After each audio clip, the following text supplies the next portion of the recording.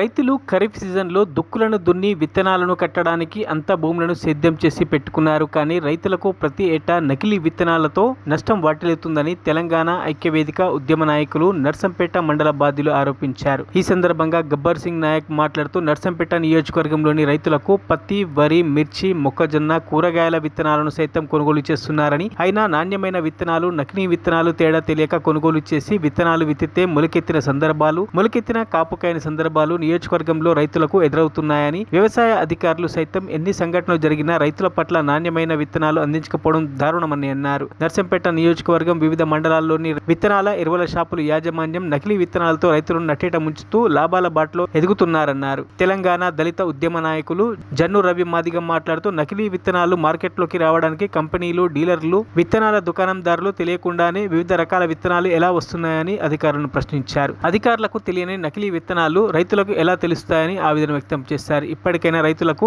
ఎరువు, పురుగుల మందులతో పాటు నాణ్యమైన విత్తనాలు అందించి రైతుల పక్షాన నిలబడి వారిని ఆదుకోవాలని ఉద్యమాల పక్షాన డిమాండ్ చేస్తున్నామని తెలిపారు.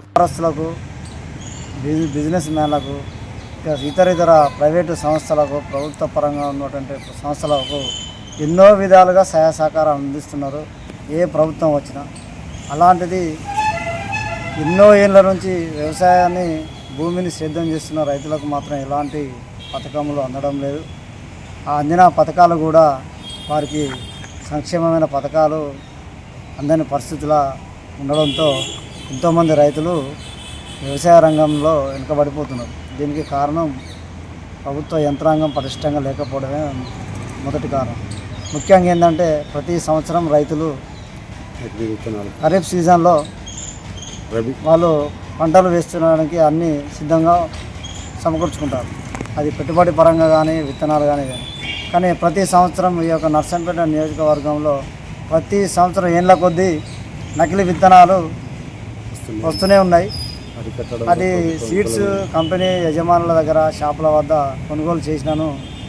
వాళ్ళు లాస్ట్కు రైతుల పంటలు మొలకెత్తినాక పంట పండకపోవడం, ఒకవేళ పంట వచ్చిన తర్వాత దిగుబడి రాకపోవడం, నాణ్యత లేకపోవడం వల్ల పంటలు నష్టపోయిన పరిస్థితి నర్సంపేటలో దాపురిస్తుంది.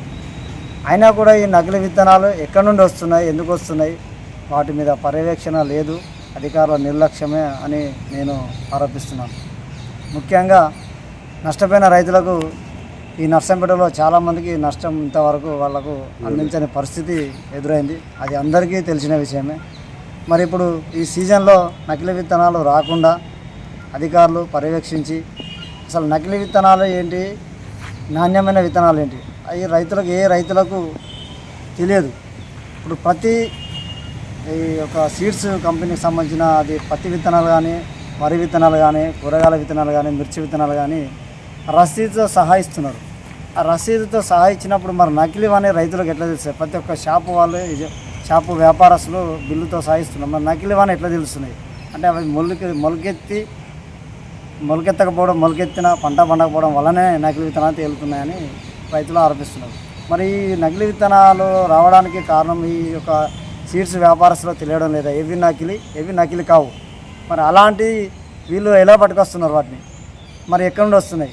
అది కంపెనీ డీలర్ల, మరి ఏ డీలర్ల వద్ద నుండి అక్రమాలు జరుగుతున్నాయో వాటన్నిటిని అరికట్టి రైతులకు నాణ్యమైన విత్తనాలు అందించి మరి పంటలు దిగుబడి రావడానికి ముందస్తు చర్యలు తీసుకొని అధికారులు ఇప్పటికైనా ఈ ప్రభుత్వంలో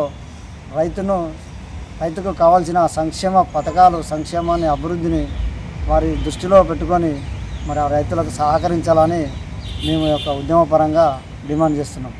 ఇంకా అంతేకాక ఈ విత్తనాలతో పాటు ఎరువులు కూడా అధికమైన ధరలు ఉండడం వల్ల కూడా ఆ యొక్క రైతులు పెట్టుబడి పెట్టలేక మరి చివరి వరకు పంట వేసిన దగ్గర నుంచి చివరి వరకు పంట చేతికి వచ్చే వరకు ఆ పంట ఇంటికి వస్తుందా రాదా, అకాల వర్షాలు లేక, లేకుంటే తర్వాత ఈ పంట నష్టపోయి పురుగు నివారణతోని వాటి వల్ల కూడా నష్టపోతున్నారు.